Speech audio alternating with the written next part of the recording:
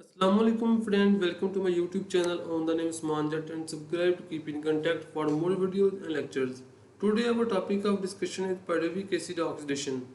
इससे पहले हम लेक्चर 4 में ग्लाइकोलाइसिस, उससे पहले cyclic non cyclic phosphorylation, photosynthetic pigment, ये तमाम लेक्चर कवर कर चुके हैं और आज भी हम इस लेक्चर को उसी पैटर्न के ऊपर ही कवर करेंगे जैसे कि पीछे कर चुके हैं।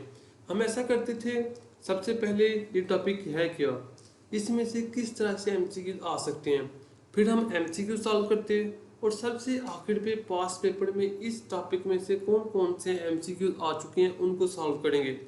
तो सबसे पहले हम देखते हैं what is pyruvic acid oxidation. तो रेस्पिरेशन क्या था? रेस्पिरेशन में सिंपली कार्बन की चेन को ब्रेक करना था कार्बोहाइड्रेट की। ग्लूकोज में 6 कार्बन एटम है। एट लास्ट एटीसी के बाद इलेक्ट्रॉन ट्रांसपोर्ट चेन के बाद क्या होता है, इन शॉर्ट वो जो 6 कार्बन की चेन है वो कन्वर्ट हो जाते हैं कार्बन डाइऑक्साइड, यानी वो जो 6 कार्बन थे उनको हम कार्बन डाइऑक्साइड और वाटर में कन्वर्ट कर देते हैं। ये है हमारा ओवरऑल रेस्पिरेशन ऑक्सीडेशन का प्रोसेस। तो पायरुविक एसिड ऑक्सीडेशन रेस्पिरेशन का वो वाला स्टेप है जहाँ पे 3 कार्बन चेन कन्वर्ट होती है 2 कार्बन चेन में। एक carbon in the form of carbon dioxide हम रिमूव कर देते हैं। सो ये भी एक रेस्पिरेशन का पार्ट है जहाँ पे ऑक्सीडेशन भी हो रही है। इसके अलावा NAD को एंजाइम की रिडक्शन भी हो रही है और कार्बन चेन भी ब्रेक हो रही है। तो सबसे पहले ये है पायरुविक एसिड, इसमें से एक कार्बन डाइऑक्साइड रिमूव हो रहा है। उसके बाद क्या होगा, इसमें से हाइड्रोजन भी रिमूव किए जाएंगे। तो रिमूवल ऑफ हाइड्रोजन मीन इसकी ऑक्सीडेशन। वो हाइड्रोजन जो कि पायरुविक एसिड रिमूव करेगा वो कौन एक्सेप्ट कर रहा है, NAD। So NAD is reducing in this step. तो NADH ओवरऑल एक्ट कर रहा है एज ऑक्सीडाइजिंग एजेंट, जो कि पायरुविक एसिड को ऑक्सीडाइज कर रहा है, खुद रिड्यूस हो रहा है। तो ओवरऑल क्या क्या हो रहा है, सबसे पहले क्या हो रहा है कि कार्बन डाइऑक्साइड मूव हो रही है, डीकार्बोक्सिलेशन। दूसरे नंबर पे यहाँ से हाइड्रोजन भी जा रहे हैं, डीहाइड्रोजनेशन, और इसे हम ऑक्सीडेशन ऑफ पायरुविक एसिड भी कह सकते हैं। और NAD की रिडक्शन हो रही है। सो ये 2-3 स्टेप हैं, इनसे ही एमसीक्यू बनते हैं। खैर हम सॉल्व भी करेंगे। और को एंजाइम A ऐड हुआ तो हमारे पास आ गया एसिटाइल को एंजाइम A। अब ये acetyl co enzyme A easily mitochondria के अंदर दाखिल हो सकता है, जबकि पायरुविक एसिड दाखिल नहीं हो सकता। तो वो बड़ा था 3 कार्बन 2 कार्बन। तो ये को एंजाइम हेल्पफुल है इस मॉलिक्यूल की एंट्री कराने में इनटू क्रेब्स साइकिल। अब हम चंद एमसीक्यू सॉल्व करते हैं और इसी टॉपिक को बार बार डिफरेंट एंगल से देखते हैं ताकि आपका हर तरह से इसके ऊपर कमांड कंप्लीट हो जाए। Question number 1, how many carbon dioxide are produced as a result of pyruvic acid oxidation of 1 glucose molecule. तो अभी आपने ऊपर देखा कि इस पायरुविक एसिड ऑक्सीडेशन में कितने कार्बन डाइऑक्साइड मूव हो रहे हैं, एक कार्बन डाइऑक्साइड।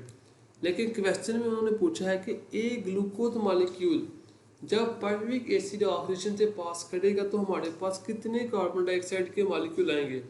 तो आपको पता है ग्लूकोज की ग्लाइकोलाइसिस के दरमियान ब्रेकडाउन के बाद 2 पायरुविक एसिड बनते हैं, 2 पायरुवेट मॉलिक्यूल।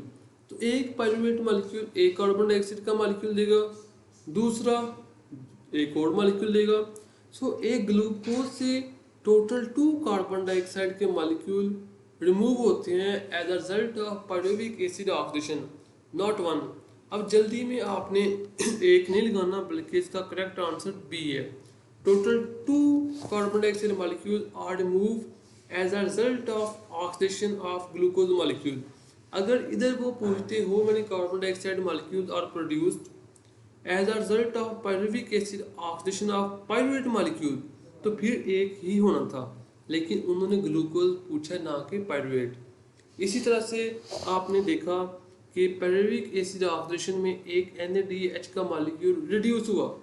तो अगर वो ये पूछे कि how many NADH molecule are reduced as a result of PaO of glucose molecule, तो फिर भी इसका आंसर 2 ही होना था, क्योंकि एक पायरुवेट के जरिए हमें एक NADH, तो ग्लूकोज के रिजल्ट में तो ग्लाइकोलाइसिस के बाद दो पायरुवेट होते हैं, तो दो NADH बनेंगे as a result of pyruvic acid oxidation of one glucose molecule. यहाँ आप ऐसे समझ सकते हैं कि एक ग्लूकोज रेस्पिरेशन के प्रोसेस से गुजरता है, पायरुविक एसिड ऑक्सीडेशन भी उसका एक स्टेप है, तो वो स्टेप हमें ओवरऑल कितने कार्बन डाइऑक्साइड और एन या फिर NADH देता है, तो ओवरऑल देखेंगे तो फिर वो दो दो देगा। अगर अकेले पायरुवेट की बात करेंगे तो फिर कार्बन डाइऑक्साइड एक एक NADH। Question number 2, in which step of respiration 3 carbon chain broken into 2 carbon chain? Glycolysis, pyruvic acid oxidation, Krebs cycle, etc. तो ये मैं पहले आपको बता चुका हूँ कि पायरुविक एसिड ऑक्सीडेशन वो स्टेप है रेस्पिरेशन का जहाँ पे 3 कार्बन जो चेन है वो ब्रेक डाउन होती है इंटू 2 कार्बन, और एस्टर कोएंजाइम बनता है जो कि बाद में कोएंजाइम में फिर क्रेब्स साइकिल में एंटर होकर रिमूव हो जाता है। So B, C is our correct option. Which of the following process used in converting pyruvate into acetyl coenzyme A? Decarboxylation, phosphorylation, dehydrogenation, both A and B. तो इसमें correct option कौन सा है? Decarboxylation, phosphorylation, dehydrogenation, both A and B. अब ये MCQs है मैंने आपको कंफ्यूज करने के लिए, क्योंकि हर साल UHS ऐसा ही करता है, वो स्टूडेंट के माइंड से खेलता है, एक दो MCQ ऐसा डालता है जो कि गलत होता है, लेकिन वो तालिब इल्म जो कि अपने कंसेप्ट के ऊपर फुल अबूर रखते हैं और जिन्हें अपने ऊपर कॉन्फिडेंस होता है, वही इन हालात से इजीली पास करते हैं कि वाकई ये MCQ गलत है, ये MCQ करेक्ट है, इसका ये ऑप्शन ठीक है, ये गलत है। अब जो उन्होंने ऑप्शन दिए हुए हैं डीकार्बोक्सिलेशन ठीक है, ये ऑप्शन तो करेक्ट है। फॉस्फोराइलेशन, अब ATP की तो प्रोडक्शन होती नहीं है, अब पायरुविक एसिड ऑक्सीडेशन में तो कोई फॉस्फोराइलेशन नहीं हो रही, कोई फॉस्फेट का ताल्लुक ही नहीं है, वहाँ तो NADH रिड्यूस हो रहा है, सो बी तो इसमें ऑप्शन ही बनता। डिहाइड्रोजनेशन ये ठीक है, तो करेक्ट ऑप्शन क्या बनता था? A and C। उन्होंने क्वेश्चन में क्या बताया हुआ है? A एंड B, जबकि B तो हो नहीं सकता। सो तुलबा क्या करेंगे? गलती से सोचते रहेंगे या फिर D लगा देंगे। तो ऐसे ऑप्शन में जिनका कंसेप्ट ठीक होता है, आपने ऐसा करना है कि आपने इन्हें स्किप कर देना, स्किप करके आखिर पे जो दिल कर टिक कर देना। अगर डीकार्बोक्सिलेशन ज़्यादा बेटर लग रहा है A टिक कर दें, अगर C ठीक लग रहा है वो टिक कर दें, जो आपको सबसे अच्छा लगे उसे टिक करें तो आप बेस्ट रहेंगे। लेकिन होता ये है कि ऐसे MCQs में सबको इक्वल मार्क्स मिल जाते हैं, शर्त यह है कि आपने टिक किया हो। अब हम चंद पास पेपर के MCQ देखते हैं और इम्पोर्टेंट पॉइंट। खैर इसमें जो करेक्ट ऑप्शन था वो था A and C, not A and B। Pass paper के MCQ देखते हैं अब हम। Before entering Krebs cycle, the pyruvate is first decarboxylated and oxidized into alpha ketoglutaric acid, glyceric acid, citric acid, acetic acid. वही बात कि pyruvic acid oxidation में 3 carbon compound 2 carbon में कन्वर्ट होता है और वो है acetic acid. D is our correct option. 2011 में ये MCQ आया था। एक और 2014 में MCQ आया था। पायरुवेट सिंपल, ये एग्जैक्टली इसी तरह से उन्होंने डायग्राम बनाई हुई थी। पायरुवेट कन्वर्ट हो रहा है एसिटाइल कोएंजाइम A में, इसके दरमियान क्या हो रहा है? FAD की रिडक्शन हो रही है, NAD की रिडक्शन हो रही है, या फिर NADH ऑक्सीडाइज हो रहा है, या फिर FADH ऑक्सीडाइज हो रहा है।